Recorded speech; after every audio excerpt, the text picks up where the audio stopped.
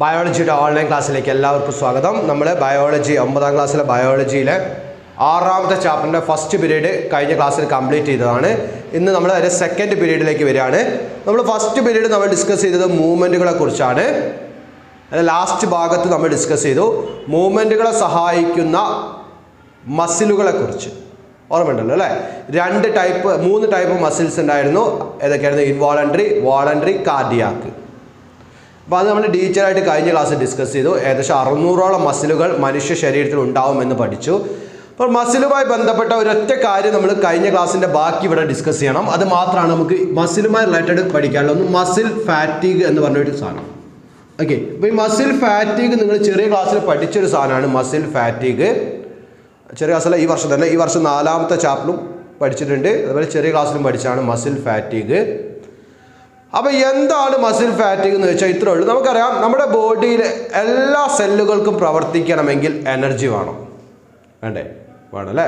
നമ്മുടെ ബോഡിയിലെ എല്ലാ സെല്ലുകൾക്കും പ്രവർത്തിക്കണമെങ്കിൽ എനർജി വളരെ അത്യാവശ്യമാണ്. അപ്പോൾ അതുപോലെ തന്നെ നമ്മുടെ മസിൽ സെല്ലുകൾക്കും മസിൽ സെല്ലുകൾ കോൺട്രാക്ട് ചെയ്യും, എക്സ്പാൻഡ് ചെയ്യും കേട്ടോ. നമ്മൾ പഠിച്ചതാണ്, എനിക്ക് തോന്നുന്നു ഫസ്റ്റ് ചാപ്റ്ററിൽ പഠിച്ചാണ്. ഡിഫറെൻറ്റ് ടൈപ്പ് ഓഫ് സെൽസിൽ മസിൽ സെല്ലുകളെ കുറിച്ച് കോൺട്രാക്ട് ചെയ്യാനും എക്സ്പാൻഡ് ചെയ്യാനും കഴിവുള്ള സെല്ലുകളാണ് മസിൽ സെൽസ് അല്ലേ? അപ്പോൾ മസിൽ സെൽസ് കോൺട്രാക്ട് ചെയ്യുകയും എക്സ്പാൻഡ് ചെയ്യുമ്പോഴാണ് മസിൽ പ്രവർത്തിക്കുക. മസിൽ വർക്ക് ചെയ്താലേ മൂവ്മെൻറ്റ് നടക്കുകയുള്ളൂ. അപ്പോൾ മസിലിൻ്റെ പ്രവർത്തനത്തിന്, മസിലുകൾ പ്രവർത്തിക്കണമെങ്കിൽ, മസിൽസിൻ്റെ ഫങ്ഷനിങ്ങിന് എനർജി വേണം. വേണ്ടേ? നമുക്ക് എനർജി എങ്ങനെയാണ് പ്രൊഡ്യൂസ് ചെയ്യുക? നമ്മൾ ഏത് ക്ലാസ് പഠിച്ച? ഈ ക്ലാസ്സിൽ 4ാമത്തെ പാഠത്ത് പഠിച്ചാണ് സെല്ലുലാർ റെസ്പിറേഷനിലൂടെ. അപ്പോൾ സെല്ലുലാർ റെസ്പിറേഷൻ്റെ ഭാഗമായിട്ട് തന്നെയാണ് മസിലുകളിലും എന്തുണ്ടാവുക? എനർജി ഫോം ചെയ്യുക. Okay, so in muscles also energy is formed as a result of cellular respiration. Cellular റെസ്പിറേഷൻ്റെ ഭാഗമായിട്ടാണ് നമ്മുടെ മസിൽ സെല്ലുകളിലും എനർജി ഫോം ചെയ്യുക with the help of oxygen aerobic respiration. ഓക്സിജൻ്റെ സഹായത്തോട് കൂടിയിട്ട് എറോബിക് സെല്ലുലാർ റെസ്പിറേഷൻ്റെ ഭാഗമായിട്ടാണ് എന്ത് ചെയ്യുക? എനർജി സെല്ലുകളിൽ, മസിൽ സെല്ലുകളിൽ ഫോം ചെയ്യുക. അതിൻ്റെ ഭാഗമായിട്ട് മസിൽ സെല്ലുകൾ കോൺട്രാക്ട് ചെയ്യുകയും എക്സ്പാൻഡ് ചെയ്യുകയും ചെയ്യും.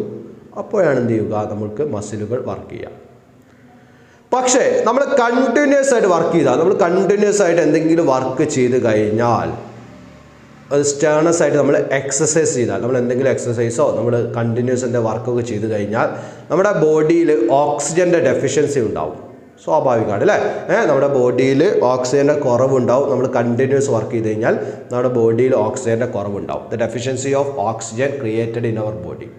അപ്പോൾ സ്വാഭാവികമായിട്ടും മസിൽ സെല്ലുകളിലും ഓക്സിജൻ്റെ അളവ് കുറയൂലേ? അപ്പോൾ നമ്മൾ കണ്ടിന്യൂസ് വർക്ക് ചെയ്യുമ്പോൾ, അല്ലെങ്കിൽ കണ്ടിന്യൂസ് എക്സസൈസ് ഒക്കെ ചെയ്യുമ്പോൾ നമ്മുടെ ബോഡിയിൽ എന്ത് ചെയ്യും?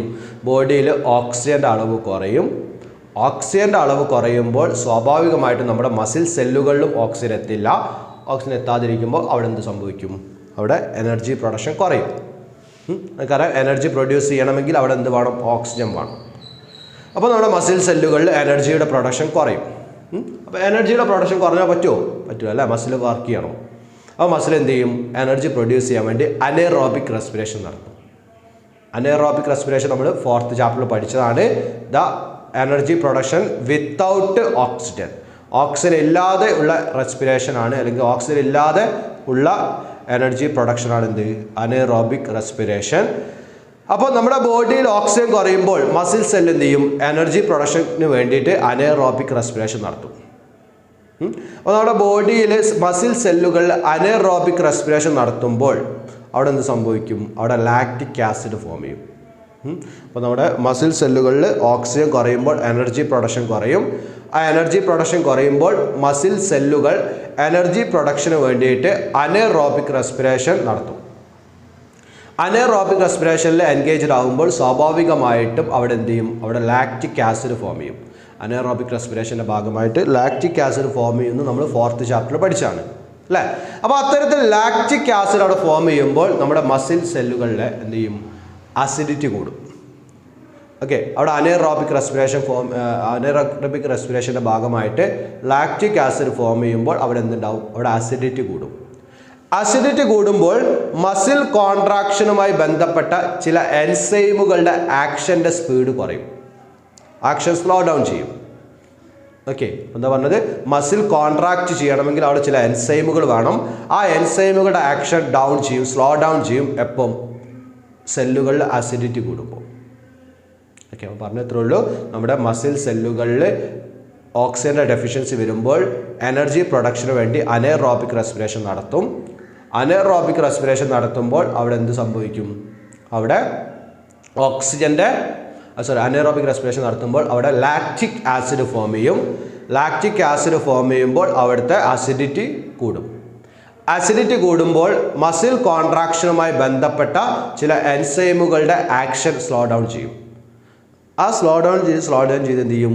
സ്വാഭാവികമായിട്ടും താൽക്കാലികമായി ടെമ്പററി ആയിട്ട് നമ്മുടെ മസിലിൻ്റെ കോൺട്രാക്ഷൻ എബിലിറ്റി സ്റ്റോപ്പായി പോകും. ഓക്കെ, മസ്കുലാർ കോൺട്രാക്ഷൻ അവിടെ സ്റ്റോപ്പായി പോവും, മസിലിൻ്റെ ആക്ഷൻ സ്റ്റോപ്പായി പോവും. That condition is called muscle fatigue. Okay, അപ്പോൾ എന്താ മസിൽ ഫാറ്റീഗ്? ഇത്രയേ ഉള്ളൂ. നമ്മുടെ ബോഡിയിൽ മസിൽ സെല്ലുകളിൽ ലാക്റ്റിക് ആസിഡ് കൂടിയിട്ട് അസിഡിറ്റി കൂടുമ്പോൾ മസിൽ കോൺട്രാക്ഷനുമായി ബന്ധപ്പെട്ട എൻസൈമുകളുടെ ആക്ഷൻ സ്ലോ ഡൗൺ ചെയ്യും. എൻസൈമുകളുടെ ആക്ഷൻ സ്ലോ ഡൗൺ ചെയ്യുമ്പോൾ എന്ത് സംഭവിക്കും? അവിടെ എൻസൈമുകളുടെ ആക്ഷൻ സ്ലോ ഡൗൺ ചെയ്യുമ്പോൾ ആ എൻസൈമുകളുമായി ബന്ധപ്പെട്ട മസിൽ കോൺട്രാക്ഷൻ സ്ലോ ഡൗൺ ചെയ്യും. അപ്പോൾ മസിലിൻ്റെ ആക്ഷൻ നിന്ന് പോകും, ടെമ്പററി ആയിട്ട് സ്റ്റോപ്പായി പോകും. ഈ ഒരു കണ്ടീഷനെ വിളിക്കുന്ന പേരാണ് മസിൽ ഫാറ്റീഗ്. ഓക്കെ, ഇത് ചെയ്യാൻ നമ്മൾ ഒരുപാട് ട്രീറ്റ്മെൻറ്റൊന്നും ആവശ്യമില്ല, സിമ്പിളാണ്. നമ്മൾ കുറച്ച് നേരം റെസ്റ്റ് എടുത്തു കഴിഞ്ഞാൽ എന്ത് സംഭവിക്കും? നമ്മുടെ ബോഡിയിലുള്ള ബോഡിയിലേക്ക് ആവശ്യത്തിന് ഓക്സിജൻ വരും. അവിടെ ഉണ്ടായ ലാക്റ്റിക് ആസിഡ് അവിടുന്ന് റിമൂവ് ആവും, ഓക്സിജൻ വരും, ബോഡി പിന്നും എയറോബിക് റെസ്പിറേഷൻ നടത്തും. അവിടെ പഴയതുപോലെ മസിൽ കോൺട്രാക്ഷൻ പഴയതുപോലെ ആവുകയും ചെയ്യും. പ്രത്യേകിച്ച് ഹോസ്പിറ്റലൊന്നും പോകേണ്ട ആവശ്യമൊന്നുമില്ല. മസിൽ ഫാറ്റീഗ് വന്നു കഴിഞ്ഞാൽ എന്താണ്? ട്രീറ്റ്മെൻറ്റ് വളരെ ഈസിയാണ്. ടേക്ക് റെസ്റ്റ് എടുത്താൽ മതി. റെസ്റ്റ് എടുക്കുമ്പോൾ എന്ത് ചെയ്യും? നമ്മുടെ ബോഡിയിലുള്ള സെല്ലുകളിലുള്ള ലാക്റ്റിക് ആസിഡ് അവിടുന്ന് പോവും, ആവശ്യത്തിന് ഓക്സിജൻ അവിടെ എത്തും. പിന്നെ അനേറോബിക് നടക്കൂല, സാധാ റെസ്പിറേഷൻ നടക്കും. അപ്പോൾ അവിടെ എന്ത് ചെയ്യും? പഴയതുപോലെ നോർമലായിട്ട് എന്ത് നടക്കും? മസിൽ കോൺട്രാക്ഷൻ നടക്കും. ഓക്കെ, അപ്പോൾ ഇത്രയും കാര്യങ്ങളാണ് നിങ്ങൾക്ക് എവിടെ പഠിക്കാനുള്ളത്? മസിൽ ഫാറ്റീഗ് എന്ന ടോപ്പിക്ക് പഠിക്കാനുള്ളത്. അപ്പോൾ ക്ലിയർ ആയി എന്ന് വിശ്വസിക്കുകയാണ്. അപ്പോൾ മസിൽ ഫാറ്റീഗ് എന്താണെന്ന് വെച്ചാൽ ഒന്നുമില്ല, നമ്മുടെ മസിൽ സെല്ലുകളിൽ ആവശ്യത്തിന് ഓക്സിജൻ എത്തിയില്ലെങ്കിൽ മസിൽ സെല്ലുകളിൽ അനേറോബിക് റെസ്പിറേഷൻ നടക്കും. അനേറോബിക് റെസ്പിറേഷൻ നടക്കുമ്പോൾ അവിടെ ലാക്റ്റിക് ആസിഡ് ഫോം ചെയ്യും. ലാക്റ്റിക് ആസിഡ് ഫോം ചെയ്യുമ്പോൾ മസിലിലെ അസിഡിറ്റി കൂടും. അസിഡിറ്റി കൂടുമ്പോൾ എന്ത് സംഭവിക്കും? മസിൽ കോൺട്രാക്ഷനുമായി ബന്ധപ്പെട്ട എൻസൈമുകളുടെ ആക്ഷൻ സ്ലോ ഡൗൺ ചെയ്യും. തൽഫലമായിട്ട് മസിൽ കോൺട്രാക്ഷൻ ടെമ്പററി ആയിട്ട് സ്റ്റോപ്പ് ആവും. ഈ കണ്ടീഷനാണ് മസിൽ ഫാറ്റീഗ്. പിന്നീട് എന്ത് സംഭവിക്കും? പിന്നീട് നമ്മൾ റെസ്റ്റ് എടുക്കുമ്പോൾ എന്ത് ചെയ്യും? അവിടെ ഉണ്ടായ ലാക്റ്റിക് ആസിഡ് അവിടുന്ന് റിമൂവ് ആവുകയും അവിടെ ബോഡിയിൽ ആവശ്യത്തിന് ഓക്സിജൻ എത്തുകയും പഴയതുപോലെ തന്നെ സെല്ലുലാർ റെസ്പിറേഷൻ നടക്കും. മസിൽ കോൺട്രാക്ഷൻ എന്ത് ചെയ്യും? പഴയതുപോലെ ആവുകയും ചെയ്യും. ഓക്കെ, അപ്പോൾ ഇത്രയും കാര്യങ്ങളാണ് നമുക്ക് എവിടെ ഡിസ്കസ് ചെയ്യാനുള്ളത്? ആ ഒരു ടോപ്പിക്കിൽ ഡിസ്കസ് ചെയ്യാനുള്ളത് മസിൽ ഫാറ്റീഗ് എന്ന് പറഞ്ഞ ടോപ്പിക്ക് ഡിസ്കസ് ചെയ്യാം. ഓക്കെ, ഇനി നമുക്കറിയാം നമ്മുടെ ബോഡിയിൽ മൂവ്മെൻറ്റ് നടക്കണമെങ്കിൽ മസിലുകൾ മാത്രം മതിയോ? പോരല്ലേ? മൂവ്മെൻറ്റ് നടക്കണമെങ്കിൽ മസിലുകളോടൊപ്പം വേണ്ട മറ്റൊരു ഇമ്പോർട്ടൻറ്റ് കോമ്പണൻ്റ് ആണ്, അല്ലെങ്കിൽ ഇമ്പോർട്ടൻ്റ് ആയിട്ടുള്ളൊരു ഭാഗമാണ് ബോൺസ്, അല്ലേ? ബോണുകൾ, എല്ലുകൾ, അല്ലേ? Without bones the movement is not takes place in our body. നമ്മുടെ ബോഡിയിൽ മൂവ്മെൻറ്റ് നടക്കൂല ബോണുകളില്ലാതെ, കേട്ടോ. മൂവ്മെൻറ്റ് മാത്രമല്ല, ബോഡിക്ക് ഷേപ്പ് കിട്ടില്ല. ബോണുകൾക്ക് വേറെ കുറേ ഡ്യൂട്ടി ഉണ്ട്, നമുക്ക് അടുത്ത ടോപ്പിക്ക് പഠിക്കാം. അപ്പോൾ നമുക്ക് തൽക്കാലം ഇവിടെ ബോണുകളുടെ നമ്പറുകളെ കുറിച്ചൊക്കെ ഒന്ന് ഡിസ്കസ് ചെയ്യാം. ഓക്കെ, അപ്പോൾ ഞാൻ പറഞ്ഞത്രേ ഉള്ളൂ, മസിലുകൾ മാത്രം പോരാ, മൂവ്മെൻറ്റ് നടക്കണമെങ്കിൽ എന്ത് കൂടണം? ബോണുകൾ കൂടി വേണം. ഓക്കെ, ഹ്യൂമൻ ബോഡിയിൽ ആകെ 206 ബോൺസ് ആണുള്ളത്. Okay, so human body consist of around 206 bones. Okay, മസിലുകൾ ഏകദേശം അറൗണ്ട് 600 ആണ്. ബോണുകൾ ബോണുകൾ ഹ്യൂമൻ ബോഡിയിൽ 206 ബോണുകൾ ഉണ്ടാവും. അപ്പം മസിലുകളുടെ നമ്പറും ബോണുകളുടെ എണ്ണം ഓർത്ത് വെക്കുക, കേട്ടോ. മസിലുകൾ അറൗണ്ട് 600ഉം ബോൺസ് 206ഉം 206 ബോണുകളായിരിക്കും അവിടെ ഉണ്ടാവുക, ഹ്യൂമൻ ബോഡിയിൽ ഉണ്ടാവുക. ഓക്കെ, ഈ 206 ബോണും ഈ 600ഓളം മസിലുകളും ഉണ്ടെങ്കിൽ മാത്രമേ മൂവ്മെൻറ്റ് നടക്കുകയുള്ളൂ. ഓക്കെ, ഇത് രണ്ടും കമ്പൈൻഡ് ആക്ഷനാണ് മൂവ്മെൻറ്റുകൾ നടത്താൻ, ഇത് രണ്ടും വേണം. ഓക്കെ, അപ്പോൾ ഇതാണ് ബോണുകളുടെ നമ്പർ. 206 ബോണുകളാണ് ഹ്യൂമൻ ബോഡിയിൽ ഉണ്ടാവുക. ഓക്കെ, ഈ 206 ബോണുകളെയും ചേർത്ത് വിളിക്കുന്ന പേരാണ് ഹ്യൂമൻ സ്കെൽറ്റൽ സിസ്റ്റം. മലയാളത്തിൽ അസ്ഥിക്കൂടം എന്നൊക്കെ പറയും. നിങ്ങൾ കണ്ടിട്ടുണ്ടാവും അല്ലേ? നിങ്ങൾ ലാബുകളിലൊക്കെ കണ്ടിട്ടുണ്ടാവും, നിങ്ങളുടെ സ്കൂളിലൊക്കെ ലാബുകളിൽ ഉണ്ടാവാം അല്ലെ? മ്യൂസിയങ്ങളിലൊക്കെ എക്സിബിഷനൊക്കെ പോയി കഴിഞ്ഞാൽ സ്കെൽറ്റൽ സിസ്റ്റം നിങ്ങൾക്ക് കാണാൻ പറ്റും. അസ്ഥിക്കൂടങ്ങൾ അല്ലെ? സിനിമകളിൽ കണ്ടിട്ടുണ്ടാവും അല്ലെ? ഹൊറർ മൂവീസിലൊക്കെ ഉണ്ടാവും സ്കെൽറ്റൽ സിസ്റ്റം. ഓക്കെ, അപ്പോൾ എന്തായാലും നമ്മുടെ ബോഡിയിലുള്ള 206 ബോണുകളെയും ചേർത്ത് വിളിക്കുന്ന പേരാണ് human skeletal system. Okay, so in our body total 206 bonds are present. All that 206 bonds together called a human skeletal system. Okay, ഇനി ഹ്യൂമൻ സ്കെൽറ്റൽ സിസ്റ്റത്തിലെ ബോണുകളെ അതിൻ്റെ പൊസിഷൻ അനുസരിച്ചിട്ട് 2 ഗ്രൂപ്പായിട്ട് തിരിച്ചിട്ടുണ്ട്. Okay, so total 206 bonds are there. That 206 bonds are divided into 2 groups or 2 categories. They are one axial skeleton and second one appendicular skeleton. Okay, അപ്പം human ബോഡിയിലെ 206 ബോണുകളെ 2 ഗ്രൂപ്പായിട്ട് തിരിച്ചിരിക്കുന്നു. ഒന്ന് ആക്സിയൽ സ്കെൽറ്റൻ എന്നും മറ്റൊന്ന് അപ്പെൻഡിക്കുലാർ സ്കെൽറ്റൻ എന്നും. ഓക്കെ, നമ്മൾ വ്യത്യാസം ചോദിച്ചാൽ നമ്മുടെ ബോഡിയിലുള്ള 80 ബോണുകൾ 80 bones together called axial skeleton and 126 bones together called appendicular skeleton. Okay, നമ്മുടെ വ്യത്യാസം സിമ്പിളാണ്. നമ്മുടെ ബോഡി നിങ്ങൾക്ക് പെട്ടെന്ന് മനസ്സിലാക്കാൻ ഒരു വഴിയുണ്ട്. നമ്മുടെ ബോഡിയിലെ ഇൻറ്റേർണൽ ഓർഗൻസിനെ പ്രൊട്ടക്റ്റ് ചെയ്യാനുള്ള ബോണുകളുടെ ഗ്രൂപ്പാണ് ആക്സിയൽ സ്കെൽറ്റനിൽ ഉൾപ്പെടുത്താം.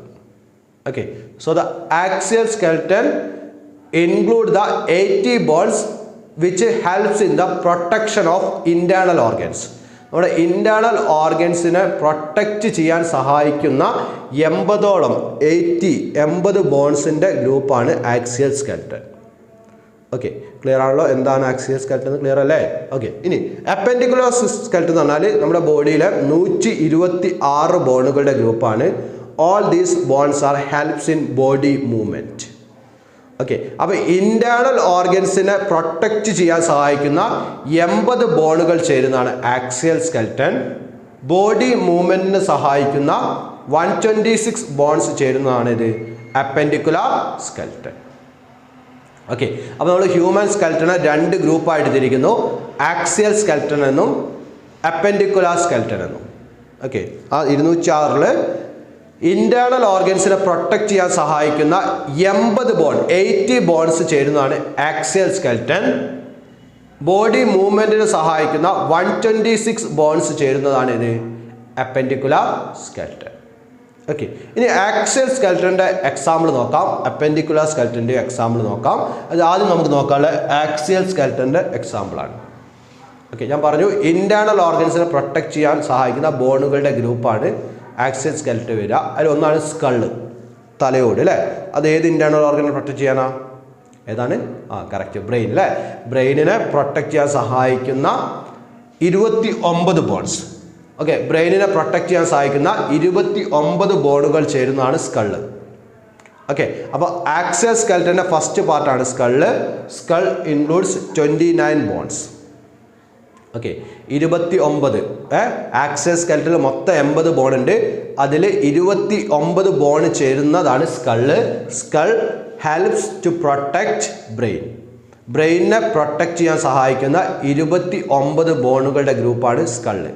ഓക്കെ, ബാക്കി 2 × 12 24 റിബ്സ്. റിബ്സ് ആണ് ഇവിടെയുള്ള കാണും, വാരിയല്ല്. ഓക്കെ, ഇത് ഈ സൈഡിൽ 12 ഉണ്ടാവും, ഈ സൈഡിൽ 12 ഉണ്ടാവും അല്ലേ? അങ്ങനെ 2 × 12 24 അല്ലേ? അപ്പോൾ 24 റിബ്സ് ഉണ്ട് നമ്മുടെ ബോഡിയിൽ. ആ 24 റിബ്സ് ഏത് ഓർഗനെ പ്രൊട്ടക്റ്റ് ചെയ്യാനാ? ഇവിടെ ഏത് ഓർഗനല്ലേ പഠിച്ചു അല്ലേ? ഏതൊക്കെയാണ്? ഹാർട്ടും ലങ്സും അല്ലേ? ഹാർട്ട്, ലങ്സ് തുടങ്ങിയ ഇൻറ്റേർണൽ ഓർഗൻസിനെ പ്രൊട്ടക്റ്റ് ചെയ്യാൻ സഹായിക്കുന്ന 24 റിബ്സും ഏതിൻ്റെ ഭാഗമാണ്? ആക്സിയൽ സ്കെൽറ്റൻ്റെ ഭാഗമാണ്. ഈ നമ്പറൊക്കെ കൃത്യമായിട്ട് ഓർത്ത് വെക്കണേ. എക്സാമിന് 1 വേർഡൊക്കെ ചോദിക്കാറുണ്ട് ഈ നമ്പറുകൾ കേട്ടോ. ഓക്കെ, അപ്പം ആകെ 24 റിബ്സ് ഉണ്ടാവും. അതായത് 12 എണ്ണം ഈ സൈഡിലും 12 എണ്ണം ഈ സൈഡിലും. അങ്ങനെ മൊത്തം 24 റിബ്സ് നമ്മുടെ ബോഡിയിൽ ഉണ്ടാവും. ഓക്കെ, അപ്പം 24 റിബ്സ് ഉൾപ്പെടുന്നതാണ് എന്ത്? ആക്സിയൽ സ്കെൽറ്റൻ്റെ ഭാഗമാണ് 24 റിബ്സ്. ഓക്കെ, അപ്പോൾ 2 എണ്ണമായ ഫസ്റ്റ് എന്തായിരുന്നു? ആക്സിയൽ സ്കെൽറ്റൻ്റെ ഫസ്റ്റ് ഭാഗം സ്കള്ളായിരുന്നു. സ്കള്ള് എന്ന് പറഞ്ഞാൽ 29 ബോണുകൾ ചേരുന്നതാണ് സ്കള്ള്, which helps to protect brain. And 24 ribs are present which is also part of axial skeleton and that helps to protect heart, lungs, etc. Okay. Now, third one is vertebral column. നമ്മൾ നട്ടല് backbone അല്ലെ നട്ടലാണ് vertebral column. അത് 26 ബോണുകൾ ഉണ്ടാവും. 26 ബോണുകൾ ചേരുന്നതാണ് vertebral column. അതിൻ്റെ പ്രധാന duty വെച്ചാൽ to protect spinal കോഡാണ് കേട്ടോ. സ്പൈനൽ കോഡ് എന്താണെന്ന് നിങ്ങൾ ഡീറ്റെയിൽ ആയിട്ട് 10ാം ക്ലാസ് പഠിക്കും. വെർട്ടിബ്രൽ കോളത്തിൻ്റെ സെൻറ്ററിലൂടെ ഉള്ളിലൂടെ കാണുന്ന ഒരു നാര് പോലെയുള്ള ഭാഗമാണ് spinal cord. Okay, spinal cord is a thread-like structure which can be seen throughout the vertebral column. Vertebral column ഉള്ളിലൂടെ കാണുന്ന ഒരു നാര് പോലെയുള്ള ഭാഗമാണ് സ്പൈനൽ കോഡ്. ബ്രെയിനെ പോലെ തന്നെ നമ്മുടെ ബോഡിയിലെ ആക്ടിവിറ്റീസിനെ കൺട്രോൾ ചെയ്യുന്ന ആളാണ് സ്പൈനൽ കോഡും. ഡീറ്റെയിൽ ആയിട്ട് നിങ്ങൾ 10ാം ക്ലാസ് പഠിക്കും കേട്ടോ. ഓക്കെ, ആ സ്പൈനൽ കോഡിനെ പ്രൊട്ടക്റ്റ് ചെയ്യാൻ സഹായിക്കുന്ന 26 ബോണുകൾ ചേരുന്നതാണ് എന്ത് vertebral column. Okay, so that's a third part of axial skeleton. So axial skeletonലെ മൂന്നാമത്തെ ഭാഗമാണ് vertebral column. 26 ബോണുകൾ ചേരുന്നതാണ് vertebral column. That helps in protection of spinal cord കേട്ടോ. ഓക്കെ, അടുത്താണ് sternum. sternum എന്ന് പറഞ്ഞാൽ ഒന്നേ ഉണ്ടാവുള്ളൂ. ഈ ചെസ്റ്റ് ബോൺ നിങ്ങൾ ക്രോസ് ആയിട്ട് കാണുന്നതാണ് റിബ്സ്. സെൻട്രലിലൂടെ അവിടെ ഒരു ബോൺ കാണാം അല്ലേ, ചെസ്റ്റ് ബോൺ എന്ന് വിളിക്കുന്ന ആ ഒരു സിംഗിൾ ബോൺ, അതാണ് sternum. Okay, sternum is also helps in the protection of heart, lungs, etc. Okay, അപ്പോൾ ഇങ്ങനെ മൊത്തം 80 ബോൺ അല്ലേ 29ഉം 24ഉം 26ഉം പ്ലസ് 1 എത്ര 80 അല്ലേ. അങ്ങനെ ടോട്ടൽ 80 ബോൺസ് ചേരുന്നതാണ് ആക്സിയൽ സ്കെൽറ്റൻ. ആക്സിയൽ സ്കെൽറ്റന് പ്രധാനമായിട്ടും 4 എക്സാമ്പിളാണുള്ളത്. ഒന്ന് സ്കള്ള്, 29 ബോൺ ചേരുന്ന സ്കള്ള്, ദെൻ 24 റിബ്സ്, പിന്നെ 26 ബോണുകളുടെ ഗ്രൂപ്പായ വെർട്ടിബ്രൽ കോളം, പിന്നെ ഒരു സ്റ്റേർണം. ഇത്രയും ചേരുന്നതാണ് axial skeleton. Okay, all these parts are helps in the protection of internal organs. Okay, ഇനി മൂവ്മെൻറ്റിനെ സഹായിക്കുന്ന ബോഡി മൂവ്മെൻറ്റിന് സഹായിക്കുന്ന 126 ബോണുകൾ ചേരുന്നതാണ് appendicular skeleton. Okay, so appendicular skeleton consist of 126 bones which helps in body movements. Okay, നമുക്ക് example നോക്കാം. ഒന്ന് ഫോർ ലിംബാണ്. നമ്മൾ കൈ, ഹാൻഡ് കേട്ടോ. ഹാൻഡിനെ നമ്മൾ ഫോർ ലിംബ് എന്ന് വിളിക്കുക. അത് മൊത്തം 60 ബോൺ ഉണ്ടാവും. 30 എണ്ണം ഒരു കയ്യിലും 30 എണ്ണം മറ്റേ കയ്യിലും. 30 × 2 60. Okay, so the forelimb consist of 60 bones, 30 bones on either hand. ഓരോ കയ്യിലും 30 ബോണുകൾ വീതം മൊത്തം 60 ബോണുകളാണ് ഫോർ ലിംബിൽ ഉണ്ടാവുക, കയ്യിലുണ്ടാവുക. ഓക്കെ, ആ 60 ഫോർ ലിംബ് നമുക്കറിയാലോ മൂവ്മെൻറ്റിന് സഹായിക്കുന്നതാണ്. അപ്പോൾ അപ്പെൻഡിക്കുലാർ സ്കെൽറ്റനിൽ പെട്ട എല്ലാ മൂവ്മെൻറ്റുകൾക്ക് സഹായിക്കുന്നതാണ്. ഓക്കെ, അപ്പോൾ മൊത്തം ഫോർ ലിംബിൽ 60 ബോൺ ഉണ്ടാവും. ഒരു കയ്യിൽ 30, മറ്റേ കയ്യിൽ 30. അതേപോലെ തന്നെ ഹൈൻഡ് ലിംബും, ഒന്ന് കൈയാണെങ്കിൽ മറ്റേ കാല്. ഓക്കെ, ഹൈൻഡ് ലിംബ് പറഞ്ഞാൽ കാലാണ്, ലെഗാണ്. ലെഗും കൈ പോലെ തന്നെ മൊത്തം 60 ബോൺ ഉണ്ടാവും. 30 എണ്ണം ഒരു കാലിലും 30 എണ്ണം മറ്റേ കാലിലും. ഓക്കെ, അങ്ങനെ മൊത്തം 60 ബോൺ ഹൈൻഡ് ലിംബിലുണ്ടാവും. ഓക്കെ, അപ്പോൾ ആകെ 126 എണ്ണം അല്ലെങ്കിൽ 60 എണ്ണം ഇവിടെ തന്നെയാണ് കേട്ടോ. 60 എണ്ണം 60 60 120 എണ്ണം അല്ലേ. 60 എണ്ണം കയ്യിലും 60 എണ്ണം കാലിലും. ഓക്കെ, അപ്പോൾ ഇതാണ് അപ്പെൻഡിക്കുലാർ സ്കെൽറ്റൻ്റെ പ്രധാനപ്പെട്ട ഭാഗം. അപ്പെൻഡിക്കുലാർ സ്കെൽറ്റൻ്റെ പ്രധാനപ്പെട്ട ഭാഗം ഫോർ ലിംബും ഹൈൻഡ് ലിംബും ആണ്. ഫോർ ലിംബിൽ 60 ബോൺ ഉണ്ടാവും, ഹൈൻഡ് ലിംബിലും 60 ബോൺ ഉണ്ടാവും കേട്ടോ. ഓരോ കയ്യിലും 30, അതുപോലെ ഓരോ കാലിലും 30. അങ്ങനെ മൊത്തം 120 ബോണും ഫോർ ലിംബിലും ഹൈൻഡ് ലിംബിലും കൂടെയാണ് ഉണ്ടാവുക. ഓക്കെ, ബാക്കി 4 ബോൺസ് 2 × 2 പെക്ടറൽ ഗേർഡ് എന്ന് പറഞ്ഞാൽ നമ്മുടെ ഷോൾഡർ ബോണാണ് ഉദ്ദേശിക്കുന്നത്. ഓക്കെ, ഈ ഷോൾഡറിലുള്ള ഇവിടെയുള്ള ബോണാണ് പെക്ടറൽ ഗേർഡിൽ. അത് 2 എണ്ണം ഇവിടെയും 2 എണ്ണം ഇവിടെയും ഉണ്ടാവും.